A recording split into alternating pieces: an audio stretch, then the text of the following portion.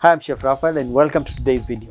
This is part of the holiday meals series with jikokoa, and today I'm going to show you how to make dry fried chicken, perfect for holiday feast.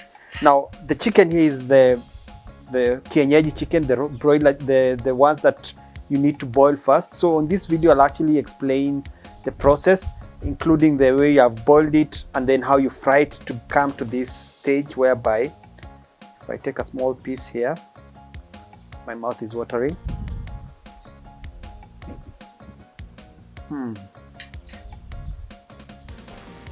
Nice browning.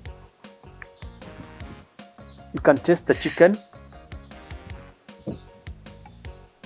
I have onions, tomatoes, and peppers.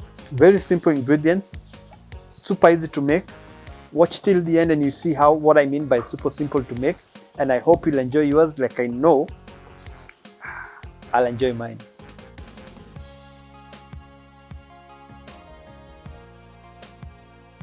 So the first thing you want to do when you're lighting your jiko is to remove the cover, this door. So stuff some newspaper or old paper basically.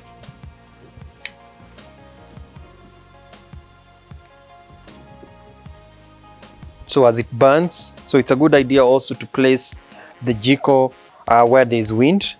Alternatively, you can blow through the door so that the flame will come up, burn the charcoal, and then the bottom side will ignite, and then the jiko, when the charcoal turns red, it's ready for use.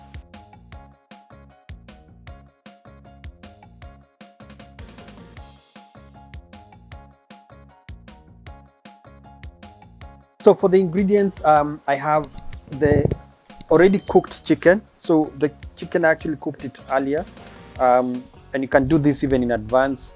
And I have 2 onions here. Now the amount of onions or the amount of the other ingredients is actually dependent on the size of food that the size of the chicken or amount of chicken you're cooking. I have diced tomato, diced peppers. Now the size also depends. You actually have to cut and see if this is enough. Same thing as the tomatoes, because they're all different sizes. I won't say 2 tomatoes or 3 tomatoes. It's up to you. Just gauge it by looking at amount. You don't want too much of all this. And I have spring onions. Spring onions is optional. You can use coriander. You can even use something like rosemary to still get some nice flavor and some green. Like in this case, this is for garnish, and also for some crunch, something to make it look pretty. So it's a really simple recipe. It's a dry fry. So I'll start by cutting the onion.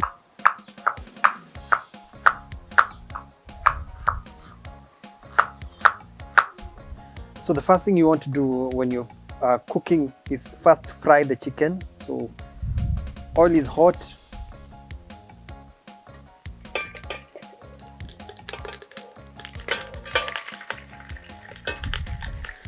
This one, it's on the highest heat possible, especially if you're using the jikokoa. Make sure that you have added charcoal. Open the door of where the charcoal is, the window where you let in the air so that it becomes hot.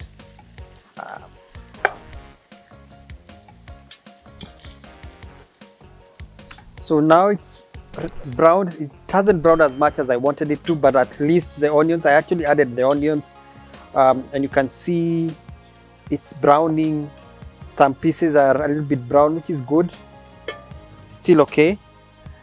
And then now I'm going to add the peppers, also the tomatoes,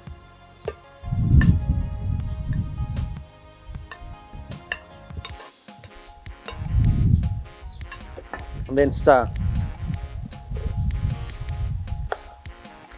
I will cover it and then wait for it to cook until the tomatoes are soft. So it's, wow, it's nice. It's ready. So dry fry is basically without much liquid. If you want slightly more liquid, you can always add more. Again, use the liquid stock that you cook the chicken with. To finalize is add spring onions or coriander, or just leave it like that. And now serve. So now I'm going to serve it, few pieces.